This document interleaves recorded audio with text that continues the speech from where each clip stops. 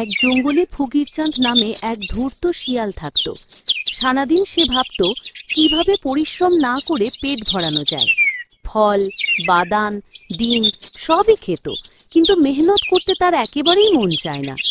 আহা, বনের প্রাণীরা তো কত বোকা! যদি আমি একটু বুদ্ধি খাটাই তাহলে ওদের থেকেই রোজ ভরি ভোজ হবে। আমি খুলব ফকির চাঁদের কোচিং ক্লাস, জঙ্গলের সবচেয়ে বুদ্ধিমান প্রশিক্ষণ কেন্দ্র। শোনো শোনো সবাই, আমার নতুন ক্লাসে ভর্তি হলেই 3 দিনে বুদ্ধিমান, পরীক্ষায় 100তে 100। আমি তো সারা জীবন গাছে চড়া ছাড়া কিচ্ছু পারি না। ওমা, এমন ক্লাস আমি জীবনে শুনিনি। যদি আমি একটু বুদ্ধিমান হই তবে আর গাছ থেকে পড়ে পড়ে মাথা ব্যথা হবে না। ভর্তি হতে কত ফি লাগবে রে শিয়ালদা? খুবই কম। বানরদের ফি 5টা কলা, কাকদের 10টা বাদাম, খরগোশদের 5টা গাজর। কিন্তু আমরা কি শিখব? হা হা হা, বুদ্ধি আমার ছোট্ট টুনি, আমি তোমাদের বানাবো স্মার্ট প্রাণী।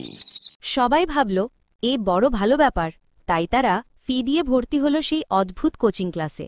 স্বাগতম আমার প্রিয় ছাত্ররা, আমি তোমাদের শিখাবো কিভাবে কথা বলে সবাইকে জয় করতে হয়, কিভাবে না খেয়েও পেট ভরানো যায়, আর কিভাবে নিজের কাজ না করেও অন্যের কাজ করিয়ে নেওয়া যায়। আজকের প্রথম পাঠ, না খেয়েও পেট ভরানোর জাদু। এখন সবাই চোখ বন্ধ করো। কল্পনা করো তোমরা মজাদার খাবার খাচ্ছ। কলা, বাদাম, গাজর, আহা কত সুস্বাদু! এখন বলো, পেট ভরে গেছে তো? ওরে বাবা, আমার তো আরো খিদে লাগছে। আহা, তোমরা এখনো নতুন ছাত্র, একটু ধৈর্য ধরো।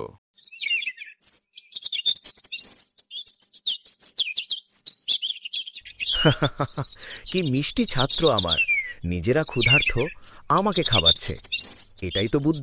ধৈর্য ধরো, দ্বিতীয় পাঠে শিখবে কিভাবে বুদ্ধিমান প্রাণী হওয়া যায়। বুদ্ধিমান প্রাণী কখনো নিজের কাজ করে না। যেমন আমি এখন তোমাদের দিয়ে আমার টিফিন আনাবো, আর সেটা তোমাদেরই শিক্ষা হবে। তাহলে আপনি তো অনেক বুদ্ধিমান, খাবার কেন আমাদের কাছ থেকে নিচ্ছেন? বুদ্ধি শেখা সহজ নয়, যারা প্রশ্ন করে তারা কখনো সফল হয় না। ছাত্রের ফি খেয়ে আমি হই সুখী।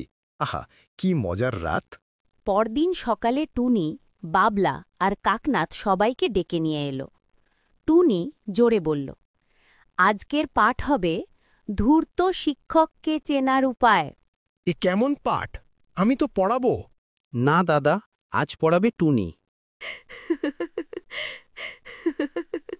প্রথম প্রশ্ন, শিক্ষক যদি ছাত্রদের খাবার খেয়ে ফেলে তবে কি সে ভালো শিক্ষক?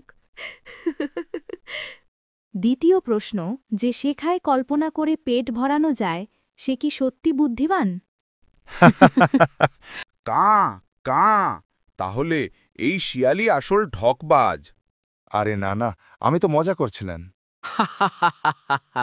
এখন মজা তোমাকেই দেখাবো। এখন থেকে তুমি 3 দিন শুধু ঘাস খাবে।